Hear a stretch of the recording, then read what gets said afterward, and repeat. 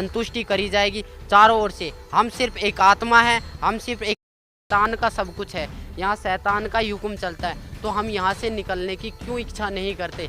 क्या ये हमारा खुद का है? हमारा शरीर भी खुद का नहीं है। अगर हकीकत पूछो तो मनुष्य जन्म इतना इतना अनमोल जन्म है, पर हम इसको अपनी गलत साधना के कारण, अपनी अज्ञानता के कारण इसको बर्बाद दिन पा दिन करते जा रहे हैं। मैं आपको एक पर्सनली बताता हूँ, मेरे रिश्तेदार 40 दिन की जमात में गए, 40 दिन की जमात में गए, हज में गए, 2 बार हज करके आए। कहते हैं कि हज में जो जाता है वो बंदा सीधा जन्नत को जाता है। उसके घर में उसकी बहू का एक 1.5 साल की लड़की गुजर गई, 1.5 महीना पहले।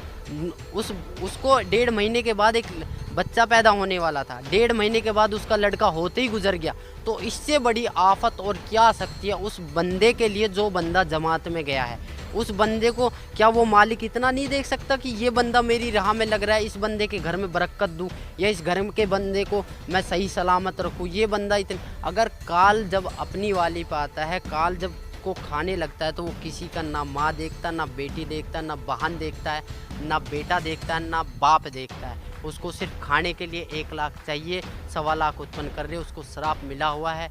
आप सभी भाई बहनों, सभी मुसलमान भाई बहनों, भाईजानों से मेरी प्रार्थना है, मेरी रिक्वेस्ट है कि आप सदगुरु रामपाल जी महाराज के चरणों में आइए। मुझे आने से लाभ हुआ है, मुझे आने से लाभ हुआ है, आपको भी होगा। अगर आप नियम पर चले, उस बंदी छोड़ के नियम पर चले, उस अल्लाह कबीर ताला को याद करो जो वास्तव में अल्लाह ताला है। अगर कबीर अल्लाह ताला नहीं है तो 786 बहुत कहते हैं कि 786 बार कबीर अल्लाह कुरान शरीफ में लिखा हुआ है। आप एक बार खोल के देखो, कुरान शरीफ को पढ़ के देखो।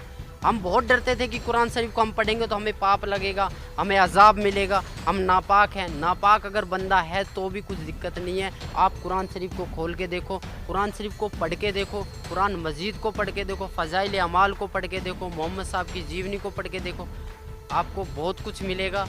बहुत कुछ है कुरान शरीफ में। अगर कुरान शरीफ के अलावा कोई भी मुल्ला काजी आपसे ये कहता है कि नहीं इसमें तो ये चीज़ नहीं है, हदीस में है, तो हदीस तो मालिक ने बनाई ही नहीं है। हदीस तो आसमानी किताब है ही नहीं। हमारी 4 किताबें हैं, तौरेत, इंजिल, जंबूर और कुरान शरीफ। एक ईसा अलैहिस्सलाम पर उतरी थी, एक दाऊद अलैहिस्सलाम पर उतरी थी, एक मूसा अलैहिस्सलाम पर उतरी थी, और चौथी किताब जो है रमज़ान के दिनों में उतरी थी। 40 साल के जब मोहम्मद साहब थे तो 40 साल से 23 साल तक वो उतरती रही थी, वो रमज़ान के दिनों में उतरी थी, इसलिए वो कुरान शरीफ कहलाई। आप खुद देखो, उस कुरान शरीफ को खोल के देखो, आपको पता लगेगा, एक एक चीज़ का पता लगेगा। आखिर कुरान शरीफ